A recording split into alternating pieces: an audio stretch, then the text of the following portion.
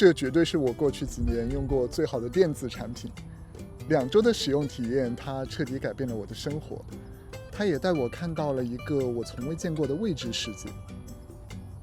大家好，欢迎来到我的频道。今天我会给大家介绍一个我在自己身上做的人体实验。这一切的开始是因为我去年看了一本关于人体代谢的书，叫《Good Energy》。书里提到，血糖波动才是很多慢性疾病的元凶。大起大落的血糖不只会让人犯困，它还会诱发炎症、衰老、代谢疾病和长期的疲惫。这是一本很棒的书，以后有机会我会专门开一期视频来讲一讲。但正是这本书让我意识到，我对自己身体里每天经历的变化竟然一无所知。以前我只有在每年体检的时候会测1次血糖，但那只是365天中24小时中60分钟里面的一个点，其他时间我的身体在做什么，我想找到答案。所以我买了这个连续血糖监测仪，贴在我自己的手臂上，我想看看它将如何影响我的生活。本影片不含商业推广，你可以使用任何一个你能找到的经过医疗机构认证的仪器，结果也许都很类似。下面就看看我佩戴血糖仪的一天是如何度过的吧。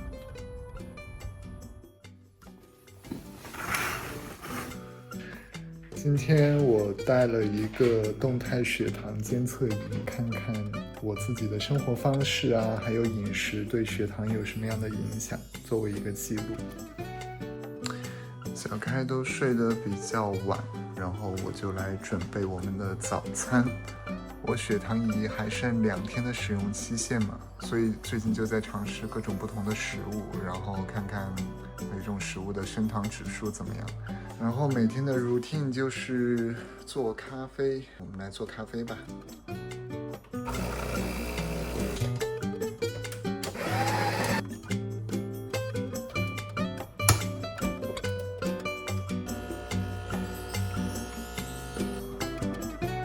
看这里面全都是油脂，然后我们拉花式基本上就随意拉拉就好。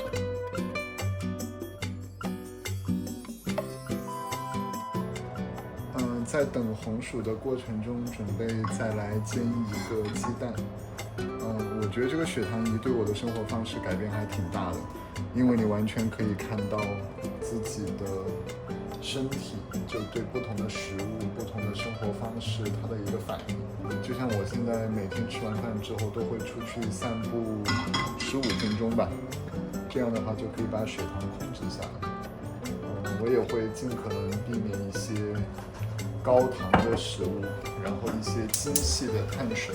吃饭的顺序其实也很重要了，就算你吃同样的东西，可不可以就是先吃蔬菜、肉类，或者先喝汤，然后碳水就算要吃的话，也是在最后来吃。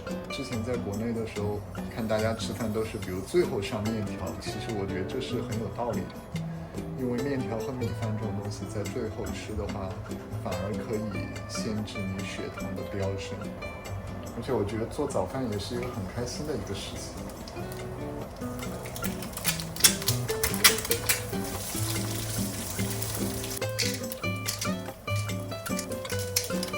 相比于很多智能手表，你可以监测心跳啊、睡眠啊，我觉得血糖仪的好处就是它更加实时吧，而且就是说你可以看到你更多和你代谢相关的东西。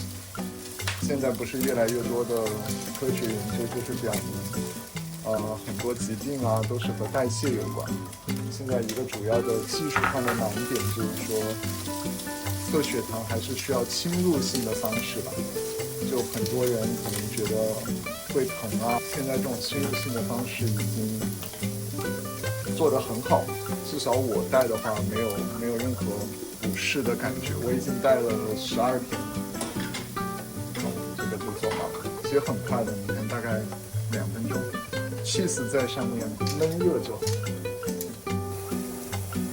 这就是 scramble egg。这是我现在的血糖值，这里的第一个高峰就是昨天吃完早餐的时候，工作非常忙嘛，然后压力挺大的，然后我的血糖就有一个飙升。其实我昨天早上和前天早上吃的同样东西，前天早上的曲线是这个灰色的线，你就会发现，即使是饮食结构完全一样，但是你的精神状态不一样的话，就是说它会影响你的内分泌啊、激素水平，它就会加速，比如你肝糖原的分解，所以这里有一个非常高的高峰。午餐其实吃的更多，吃的泰国菜。你看午餐之后，它就只有几个小的缝。然后我午餐就是说现在比较注意嘛，也换成了糙米，就 brown rice。我现在基本上我们就很少吃 white rice。昨天晚上吃的是地中海食物，地中海食物真的非常厉害。我吃了鸡肉饭，我吃了沙拉，我吃了它的酸奶，但是这几个峰非常的低。然后吃了晚饭之后，基本上你人的血糖就是一个比较稳定。很多人其实会慢慢下降了，大概会下降到大概凌晨4-5点钟。4-5点之后，其实你的血糖会有一个缓慢上升的。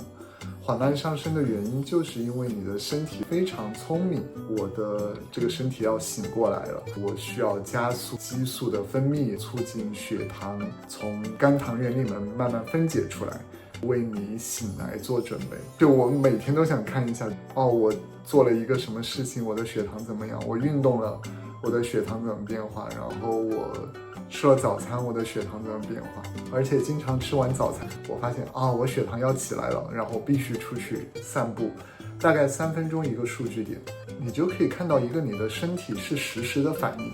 我从来没有在自己身上做过任何的实验，但是我觉得这个实验就是非常有趣。我觉得这个血糖仪可能是我最近几年来最好的东西，没有之一。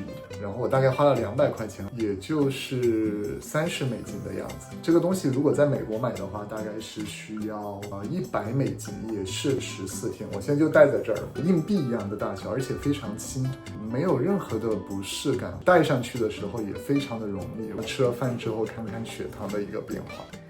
小开终于起床了，然后这就是我们的早餐。红薯刚才还没有烤好，然后我们就加了一块面包，先把早餐吃了。我在软件里，我就要把我的食物加进去，就饮食。我已经用那个 ChatGPT 算了一下卡路里，大概450卡了，然后保存就可以了。然后你就可以把你每天的行为就记录在这里。比如像我昨天我就知道我散步了多久，我什么时候吃的晚餐，然后什么时候吃的午餐，你就知道是什么事件 trigger 了你就是血糖的一个波动。但是我觉得它最好是加一个我这个时候在开会，还有就是说你睡眠可能影响也挺大。那我们就准备开动啦。A few moments later， 我们现在去做瑜伽，然后降一降血糖。我待会来看一下我做瑜伽前和瑜伽后的血糖是多少。我们现在已经在瑜伽治疗室了。你看我吃完早餐大概30分钟，血糖已经开始上升了。可以看我做完之后怎么样。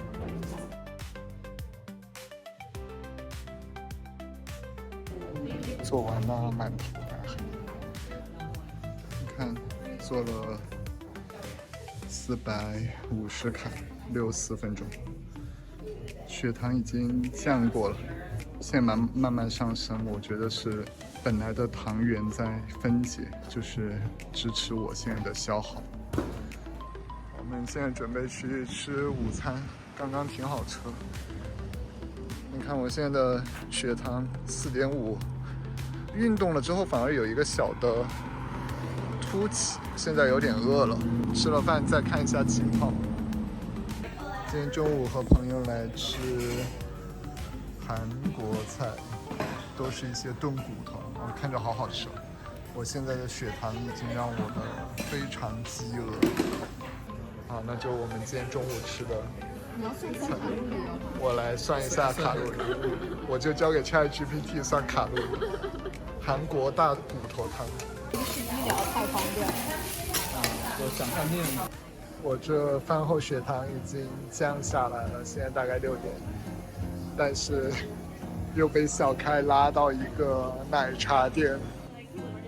大家看一下，我喝了25%的糖，然后这个奶茶，然后我现在的血糖已经飙到了大概是吃一餐饭的水平，所以奶茶还是很厉害的。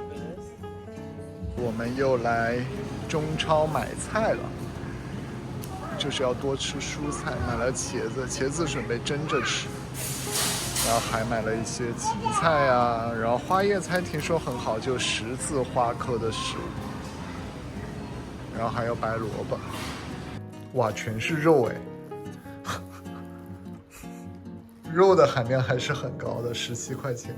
我刚才本来想鄙视一下这一家，因为它是这边好像排名第1的地中海食物，我本来想说不过如此，结果翻开全是肉。然后有一个沙拉，对，然后我们自己做了个酸奶，所以我们晚上基本就这样的晚餐了。吃完晚饭，赶在血糖升起来之前，又出来走路了。我的血糖正在上升中，那我们就在小区。到夏天了嘛，晚上就黑得比较晚，就可以在外面散散步。现在已经快8点，晚上10点的小区，忙碌的一天准备结束了，晚安。14天很快就过去了，我摘下了这个传感器，它在我的手机里留下了大概6000多个数据点。我开始去理解自己身体的语言，对看到的一切都充满着好奇。为什么长期的焦虑会让人生病？睡眠对代谢节律为什么重要？大米饭为什么会让我犯困？吃了糖为什么反而饿得更快？这是一次小小的生物实验，但它彻底改变了我对待生活的看待方式。它让我第一次真正的感受到，健康不是自律，而是理解。很多人觉得只有糖尿病患者才需要佩戴血糖仪，才需要关注血糖，但其实血糖是每个人身体里对你生活方式最诚实的一种反应。Good Energy 这本书里有一句话让我印象很深刻，我们给汽车装了无数的传感器，保障我们自己的驾驶安全，但是我们的人体远比汽车复杂很多，我们又装了多少传感器来真正的了解自己呢？健康设备的价值从来不是告诉你错了，而是让你看见什么东西对你来说是真正的好。我希望这是一个起点，让我成为一个更了解自己也更关心自己的人。我也希望这个实验能带给你更多有趣的信息，让你有兴趣去多了解自己一点。非常感谢你能看到这里，你的关注和评论是对我持续创作的支持。我们下期视频再见。